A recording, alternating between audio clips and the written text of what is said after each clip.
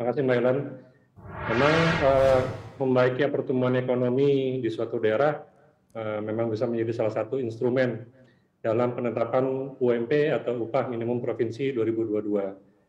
Namun demikian dalam penetapan besaran UMP tersebut, harapan kami dari Kadin, pemerintah sebaiknya berdiskusi intens dengan pihak terkait, termasuk asosiasi, agar dapat memberikan keadilan bagi semua pihak.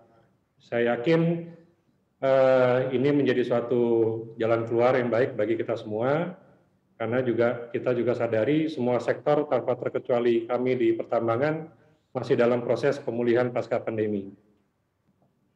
Baik, lantas seperti apa sebetulnya respon dari buruh di industri pertambangan? Karena sejauh ini kita mendapatkan kabar bahwa Serikat Pekerja Indonesia ini juga mengatakan bahwa ada sejumlah penolakan terkait dengan keputusan pemerintah yang menaikkan UMP di tahun 2022 hanya di 1%, Pak. Saya pikir itu kan memang dinamika ya yang terjadi dalam sektor dunia usaha dari pihak buruh, misalnya memang melakukan protes atau tidak terima dengan apa yang diputuskan oleh pemerintah. Tapi saya yakin apapun yang sudah diputuskan oleh pemerintah itu menjadi suatu jalan keluar bagi kita semua, Mbak. Baik, hingga saat ini bagaimana upah industri pertambangan sebetulnya? Apakah ini juga menjadi salah satu yang tertinggi atau seperti apa, Pak? Kalau kita mengacu pada data dari BPS, Badan Pusat Statistik, itu memang bisa menjadi suatu acuan bagi kita semua ya.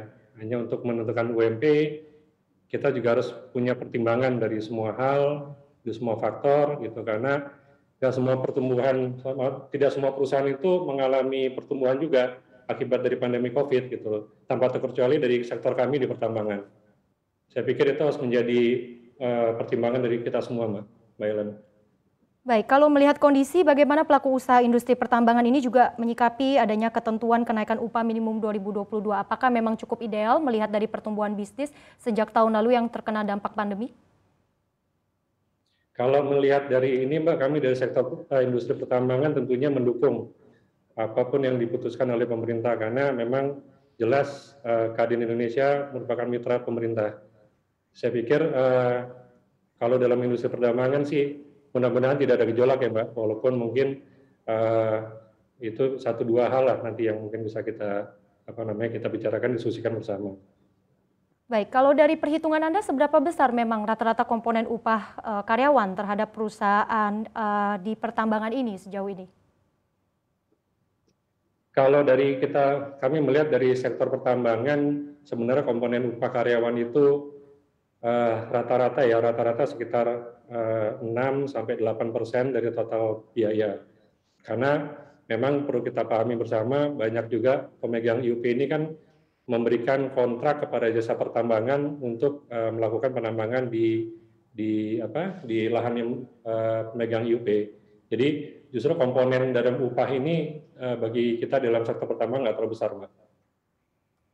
Oke, hanya baik. selama ini perusahaan kan mempunyai pilihan batas atas, batas bawah gitu kan, sesuai dengan aturan dari Kemenaker.